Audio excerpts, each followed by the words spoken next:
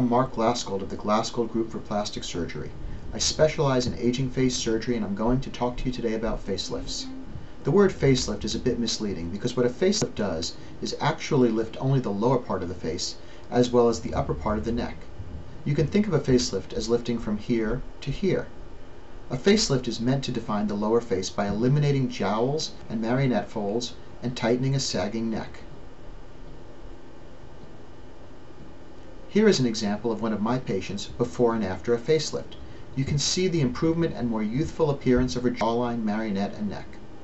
The most confusing thing for patients is all the different types of facelifts that are out there. This confusion is not necessary. There are really only three types of facelifts: mini lifts, smash lifts, and deep plane lifts. Almost all of the name lifts you've been hearing about through the media or in ads are mini lifts. This is an operation that is based on limited lifting and more on pulling the skin. For this reason, it will give less downtime, but also last significantly shorter, usually less than a year. The next type of facelift is the smash lift. This involves elevating the skin and then pulling on the smash, which is a muscular layer of tissue in the lower face. This will give you a result that will last for years in the jawline and neck and is best used for patients who do not have marionette lines.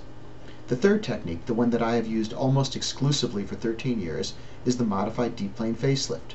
By lifting and repositioning the facial tissues rather than pulling, we get the longest lasting, most natural results, and because there is almost no tension on the skin, the incisions heal beautifully. This often surprises patients because they think the more minimal the surgery, the more natural it will look. The truth is, the more a lift depends on pulling the skin like the mini lifts, the more distorting it will be.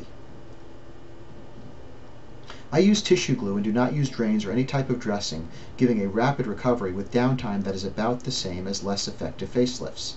The deep plane lift is also the ideal operation for smokers or for second or revision facelifts, as in this patient who had recently had a mini lift.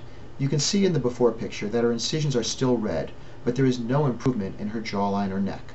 Her incisions are much less noticeable after a deep plane lift, and her jawline and neck are well defined.